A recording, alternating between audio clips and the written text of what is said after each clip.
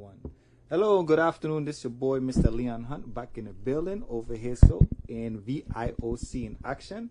Today we got a really good show ahead of you guys today, or at least for this whole month, because we got a lot of updates from the whole month that's been going on of June. We got Olympic month, and it's a lot of stuff going on. I was just in St. Croix last week. I was over there playing golf. You know, I could actually get my little Tiger Woods on. We had a golf fundraising over there from the Olympic Committee. I did not win the scramble, but I did win a lot of mangoes. Those who was over there, they would exactly know what I'm talking about. All right. So it was great. Myself and Laverne joined me last week, so that was cool. She actually would be up on another show coming up soon.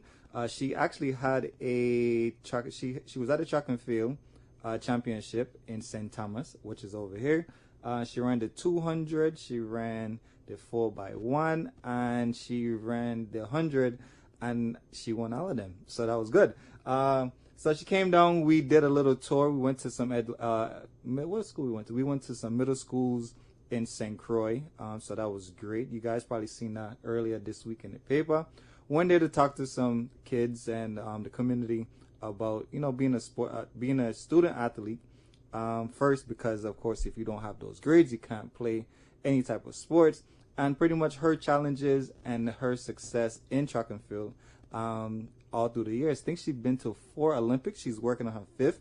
Next year is 2020, so we'll be working on that Tokyo. And this summer, you guys got a chance to see her down in Lima, Peru. All right, so moving on. Actually, and also at the golf tournament, we had a great turnout because we had some great sponsors over there. We had silver sponsors over there from VI Lottery. We had Virgin Islands Soccer Association. No, I missed the chance to go to City Stadium, but I'll be back. We had the VI Tourism, the Daily News, and just me. I was there, so my presence was a sponsor as well. All right. So next thing is going on the list. They still have the Olympic quiz going on online. You can still check that up because it's up until the end of the month. Like I said, first prize from last week's show is $100. Second prize is $75. Third prize is $50, and fourth to 10th place, you get a nice VIOC t-shirt. You could go online to www.cmonkey.com/r/VIOC quiz, or of course you could just go onto our website at www.virginislandolympics.org to see this particular calendar. So we had those last week. Also at the golf tournament, we had our cyclists there. They had a bike ride at Point Udall. I did not get a chance to participate in that, but the next time I come over, I'll try my best. Let me see what else we got. Also, all weekend, as in going on right now, we have the regatta, which is from our sailing association. That's going on over there in St. Thomas Yacht Club. So make sure you guys you guys should actually go down there now, because the last competition ends tomorrow, which is the 16th. So you guys got a good chance to see everything today. And you know, Saturday is always the big hype of the day for everything. Earlier this week, I had a chance to go to our Good Governance in Sports conference, UVI. It was hosted by Mr. Joseph Keith. Keith Joseph was an awesome workshop. Learned a lot of things about the governance of quote unquote sports. So plan to tell you guys more about that on another show, of course. Let me see who else we had out there. We on the 22nd, that's coming up, it's a big day because that's the actual Olympic day. We have the St. Croix has the Olympic Day run at 5 p.m. starting out at Complex. On that day of the show, we got Laverne. She'll be here, like I said. She'll be talking with us. We also is going to have St. Thomas 3-on-3 tournament starting at 10 a.m. at UVI. We'll talk more about that later on. And then on the 23rd, we got St. Thomas Beach Volleyball Tournament. Gotta check that out because I think I'm really good in volleyball. Actually, I think I'm really good in every sport, so we'll be good to go. And then let me see what else we got. What we got. Let me see. Is that it? Yep. Nope. I lie. So on the 30th, St. Thomas has the Olympic Day run. That'll be starting off in Magens Bay. Usually that's an early race. So I'm assuming around 10 o'clock, but we got another week to find out the time about that one. And then also on the 30th, St. Croix has their beach volleyball tournament going on. Thursday of this week, we had a tennis team going to the Davis Cup, so they left Ireland on Thursday. At the end of the week, well, next week, Monday, I'll be able to hear all the information as they come back to give you guys the results for next week's show. And then in Holland, we had our archery federation. We had Nicholas, and Anne over there competing over there. So they was in Holland, and that they are in Holland, and that competition finished on the 17th. So definitely next week I'll be able to get you guys a lot of information on those. But it's all good. So that's a little rundown, at least for the updates, and of course we'll go over that again. So, to start today's show. Today is a special day because you guys hear me talk about this particular federation, or at least this particular type of group of particular sports a lot, because that's just how it is. You know, a little biased sometimes, but it's okay. All right. So if it's a problem, just send me an email. Everything will be all good. All right. All right. So today we actually have the president for our basketball federation in the building. So we got our two. So today we have our acting president for our basketball federation in the building, Mr. Dean, the man Adams, live in the building. What's up, man? Hey, I'm fine. How you doing? I am good, man. See, this is one of the good shows because I've been waiting to talk to basketball, because people who know me, they know I love basketball, but I just ran track and field only because they paid the bills in college. It took me through school twice. So I mean, I love that sport too because it's track and field, but I really love basketball. That works. You know, and I mean, everybody, especially when you tall, like 6'3", the first thing you say, wow, you must play volleyball. Or they might say, okay, you play volley. No, they say you play basketball, or you say you play volleyball. Then they say you're a swimmer. So guess what? All those three sports is the top sports, you know? And then because I kind of skinny, it's, oh yeah, you must run track and field. I could see that, so you must be a jumper. So all those things of all the above is correct. Right. So today ain't really about me, because we could go on and on about all my great things I've done in basketball, from coaching to being a player to just waiting. It's not about me today, all right? So tell me, man, what's up, Mr. Adams? Yeah, everything is cool, man. Just have a lot going on.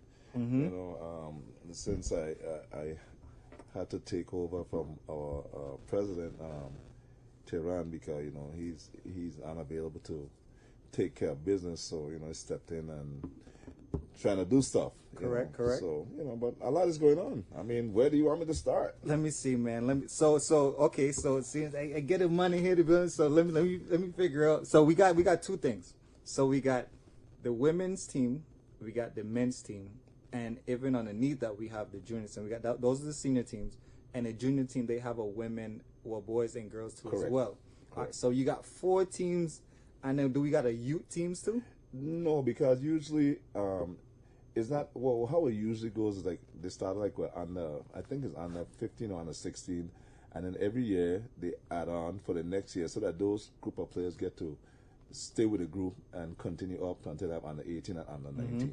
Then after that they go into the senior cycle, the senior cycle is always going around, but those juniors, they get to play together coming up, which is good. I like that. All right, so once the junior team turn 18, they have an under 19. Okay, so yeah, 19. And then after that, they go to... Everybody join the senior team, and then the senior team goes until you just can't play anymore. Right? More or less. So until you're not selected anymore. Until your knees give out on you. Correct. So there's no age group within the senior. So you guys don't have a masters. No. Okay, so that's different. That I know of. Okay, but they might, because I know in track and field they have a master's depending on the age, and the age is like after 39 or we get to 40, then you get into the masters, and then that goes to just wherever, and then you see it start getting into age group where you have the 70 to 75 and 75 to 80, and it's a big thing. Like I think the oldest fastest man ran, like, honestly, I think I can remember it was under 12 seconds, and he was like, what distance was it? it was 100 meters. Wow. And the dude was quick and fast. I mean, he could beat some. He could beat, you know, he could beat a lot of us out now. You know. That is quick. So we got a lot of activity going. This is summertime. Summer is basketball. They say summer is basketball in the Voyage Line because that's when it happened. Actually, the whole year in the Voyage now has been basketball and football. But definitely the summertime, because summertime start all the tournaments. Everybody's out of school. Most of the people that's pros, they're off season. So we got lots of activities on and a lot of things ideally should be going on. But that's what we're going to find out today. So starting from the bottom, let's talk about our juniors. So let's get the youth STEM involved in it right now so they can know what's going on. And then we'll go on to our senior team. Well, right now we are preparing our under 17 team to play in a Central Basket tournament in Puerto Rico, which is going to be July 24th to the 28th. Okay. In Puerto Rico. So, okay, so at the end of the month. Yeah, okay. Correct. And you know, basically, so we right now making sure of the venue, because historically we've always had practice on St. Croix, and you know, due to resources, which if it's logical, we don't have a problem with that. So we're gonna continue that. So the coaches should be right now also in the process of picking a team. Okay. So that's where we're at literally right now. Okay, and this is the girls and boys? No, just boys. The tournament is under 17 under boys. 17 boys. So under 17 boys going there at the end of the month. Correct. And end of July. End of July. Correct. And then this is one team, so we got 15. How big the team? No, 12. Ideally. Okay, 12. so we got 12. Yeah, it's gonna be 12 players. Okay, great. So we got 12 of them going, and then this would be their summer championship. So at least The for the Central national team, Basket, right? yeah, Central Basket is the champion for Central Basket under 17. Okay, cool. Okay, so those are there. Let me see. This is the high school. I seen a couple games, but not some of the guys. And it's good because actually I remember seeing a couple games. And I'm like, dang, a lot of those kids are actually really good. So that means it's good because it's showing us that the next level coming up could be able to help us out. Future. Yes. So that's good. As long as they don't go America and the teeth, American people in teeth, you know what I mean? Yeah. So that would be good there. All right, so we got out there for the junior them, and then I guess so is anything else going on for the summer wise for juniors, or any other, maybe they have any developmental camps or anything, or maybe I gotta look into some other programs. One of the things island. also that's coming up too is we have a basketball without borders coming up, and in fact we just got notification that one of our players from St. Croix has been selected. Which is Jamai Jones, and he's going to, it is Colombia, someplace in Colombia. Okay. And this is basically basketball without borders. You know, they try to pick the best prospect from each island in the Caribbean, and they go and get all kind of training from NBA players, and they outfit them with sneakers and clothes, and it's a wonderful 4-day. It should be about 4-day event. Okay, so when his name, what he named Jamai Jones. I hope I'm pronouncing his name Mr. right. Jones, when you come back from that competition, With the clinic, I need to talk to you to hear about that experience, because at a young age like that, going over there, that must be something amazing, and I think that right there can kind of mold his future to see if he really want to play basketball or not, you know. But seeing it from somebody of the higher level, that would be great. And Mr. Jones, like to see you on the show. So when you get back, just know you got email or phone call coming to you soon. All right, there it is. All right, so we got out there going on. I mean, everybody wants to know this. I mean, it's the biggest games of our summer. Is the Pan Am Games. Right. Within our Pan Am Games, this is the Olympic qualifier, right? So that's what it's known as, Olympic qualifier. Every 4 years, the fourth year before, which is the third year within the cycle, is the Pan Am Games. You qualify here, then you move on to the quote-unquote Olympic Games. Is that the same thing for our category for basketball? It is, but this year, well, I shouldn't say this year. Last year, they had a different format that they have been doing, which is home and away format. Okay. And if you remember, we had games here for the first time in like nearly forever with the boys, the senior boys team. Yes. And we had basically like 3 home games, and we 1-1 against Chile, and we lost against Brazil and Venezuela. Right. So that's the new format, home and away, and the teams are in pool, and the top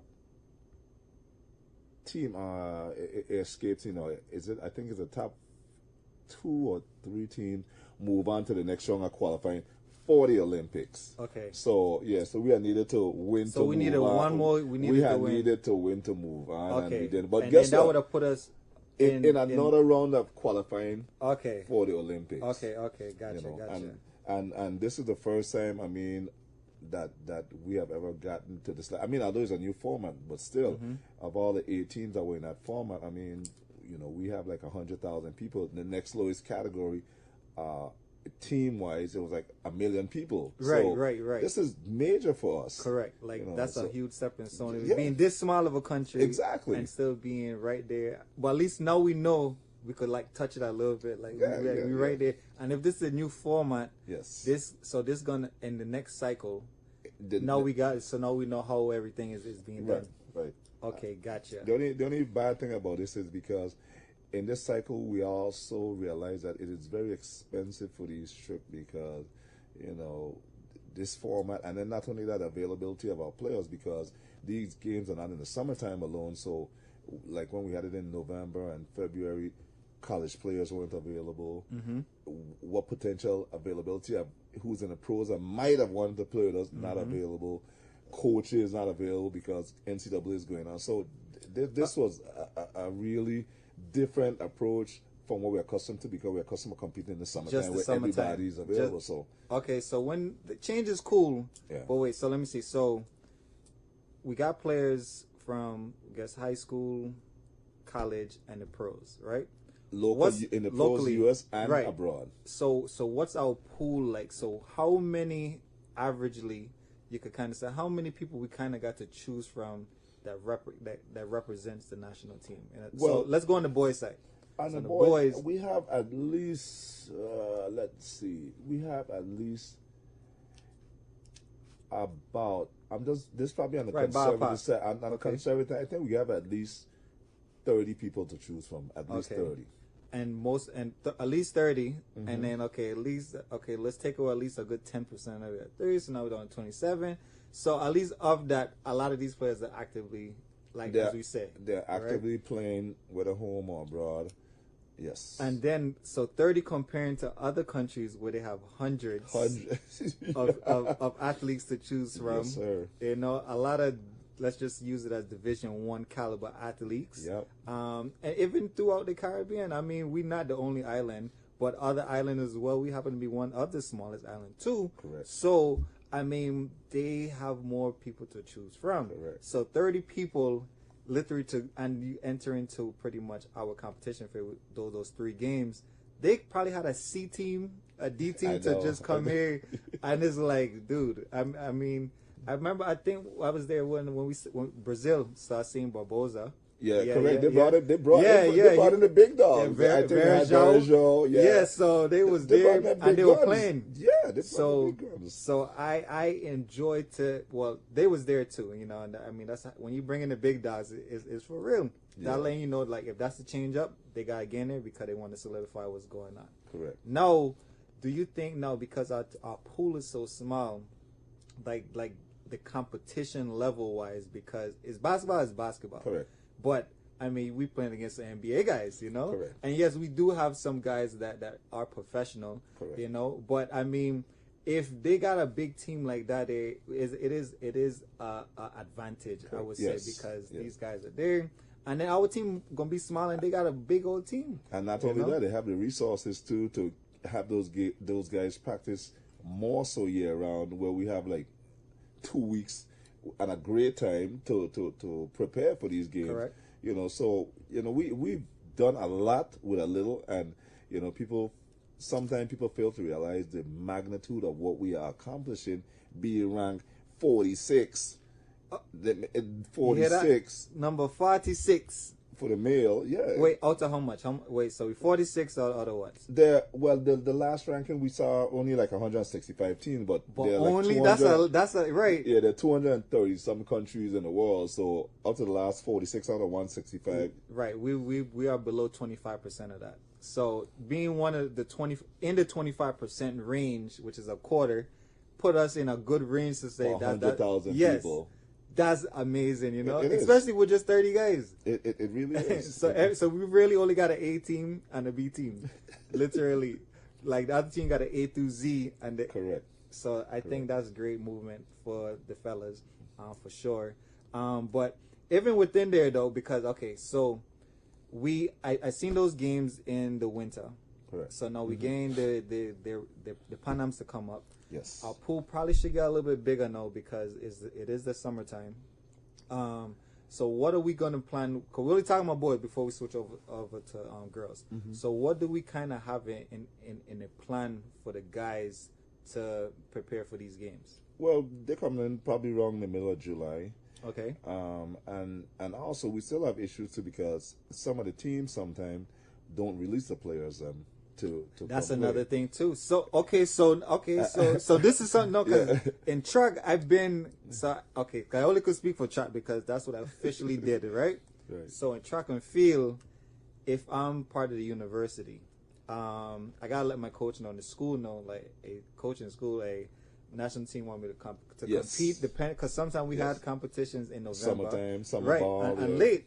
So their main thing is we're paying for your school. We don't want you to go out there and get injured. That's right. And I respect that. That's right. But you also want, this represent your country. The country, right? So it's like, school, don't you understand like what's going on here? Like, yes, you guys, DI pride. right? But they don't really understand. No. I think they do, but it's just such a liability because anything could happen, in the name of sports. Literally anything could happen. Yes. But I think you can't think like that. No, you can't. You gotta say this is the opportunity for him to do that because it put their school on the map too. That's right. Or whatever organization they're in. That's right. Because you represent a national team. Because who could say of their team that they know that they represent a national team? I have the opportunity to actually to help their team go to the Olympics. That's right. And not only that, one of the key players too, because we have Claxton who played with the University of Georgia. He played with us in the window when we went to play against Canada. And, we were trying to get him to come with us to the Pan Am game, but because he has declared for the NBA, he can't take that risk, because he's preparing for the draft. So, so again, but, we're happy for him because he's one of us, but, See, so it's one of those, as my aunt would say, it's one of those catch-22. That's right. Okay, we got to get back into this 22. Let's take a quick break and come right back. All right, so look, come back into the VIOC in action. Be right back to talk about more of this basketball situation because it getting nice, we gotta know what's going on. Hey, welcome back to VIOC in action. This your boy, Mr. Leon Hunt, or better known as Mr. Ras Books. One time for the one time cantcoolcantquench. Live inside the building right now, so you know what I mean. You guys forgot about that. All right, so look, we in here talking about Mr. Claxton, with Dean about this basketball situation. We on the catch-22 situation. Because we got a prospect for the NBA, and then we have our national team. And the Pan American Games, correct. Right, for the Pan American Games. And with a great player like that, it definitely could boost us up for number 46, cut us in half. Literally, So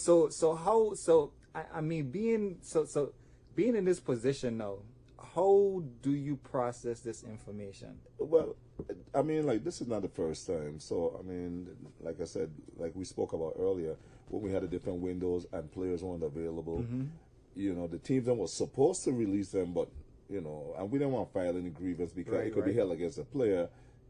We just had to find substitute, which was not necessarily the best that we could find, but what is available, So, So we take what we get, we figure it out. This is the situation where we in now, and let's go what we did. Go out there, play hardest. Yep. Okay. So now we're gonna backtrack again because we spoke about the preparation. So let's say we just have how much teams what players that we have now, right? And we prepare for these games knowing the fact that some are big time hitters and they make a difference. Make a difference when you're now there. If you had a 7-foot player, and now all your whole team is 6'1". Ain't that bad though. Okay. But that's a bit extreme. Ain't that bad. Okay. All right, cool. So moving forward from that part there, let's give the boys a little break because we ain't gonna go down and they show like that.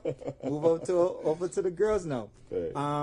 The girls now, I know they won some championship not too long, some type of World Cup or something. They won something. We had one Central Basket about 3 years ago. It's a little bit. That was a game that we held at the University of the Virgin Islands where we wanted to play here. And, okay. And the girls, they're making a bigger splash than the boys. You know, because they're ranked number 34th in the world. So number 34 in the world. I'm assuming it's the same kind of same FIBA ranking. Same thing. Okay, so wow. Okay. So let me digest this here. So we ain't saying that the girls better than the guys, but we're saying they just rank better than the guys right now. Yeah. Okay, cool. Yeah. But I am saying that the girls are better than the guys right now. You can hear from me if you got a problem with it. Send me an email, give me a phone call. It's all good. The number shows. So the girls are out there. They rank number 35. I'm assuming they have the same challenges as the boys too as well. Because they got professional athletes, they got university athletes, and then they got upcoming seniors that just graduated high school. That's on the team. Do we have 30 of them too as well, or their numbers are greater or less? The women pool's a little bit less. You know, I mean, if we had to, we probably could be in the 30 categories. You know, but you know, we'd have to augment it with a few other young up and coming, which we always try to do because we are integrate them to get them ready for the next level in which way. So you know, we'd have to bring up some juniors also. Right. So, so the women juniors don't have anything this summer though. No, they don't. Okay, so what are the women juniors gonna do then? They just gonna join other sports, or they just gonna? What has happened too is like in the Caribbean junior women team, a lot of countries don't really have a lot of women junior teams. I'm talking like for the English speaking Caribbean. The Spanish probably do, but there's not a big pool, so because of that, they don't have a lot of tournaments. Okay. You know, so now I gotta find out, because being what we have about 22 federations, if we don't have any junior women's basketball, which means they're in other sports possibly. Yes. So that means they only get identified as they get as closer to 18 and afterwards, because they just like, well, maybe I could play ball too, and they happen to play ball somewhere. And then we find out about it. So it seems like it's harder to find women basketball players, which their numbers are less, to represent the Virgin Islands, because nobody knows of them doing the junior age group area. Right. And it probably is so much to find a whole team, find 5 women. Yeah. To actually put on a team. But one of the things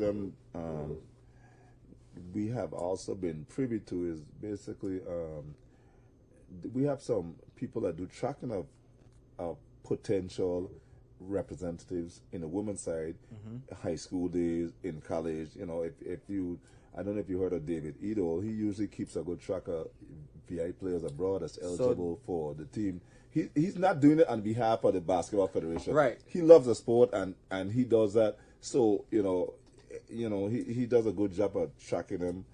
And you know, we thank him for that. So there's always, you know, and plus other parents, there's other people that say, hey, you know, I have a daughter, so and so. I mean, we pick up people from Puerto Rico.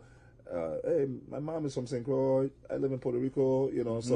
So even people recognize the women team as a good team. So they want their kids to be part of that. So, you know, thank God that they're doing a great job.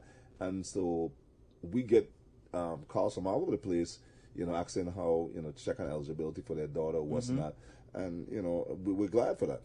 So, funny thing you said, talk about David, right? So, David actually on the University Sports Federation got one administration seats as public relation, because of all his activity he actually do in his free time for the Virgin Islands, and identify and keeping up.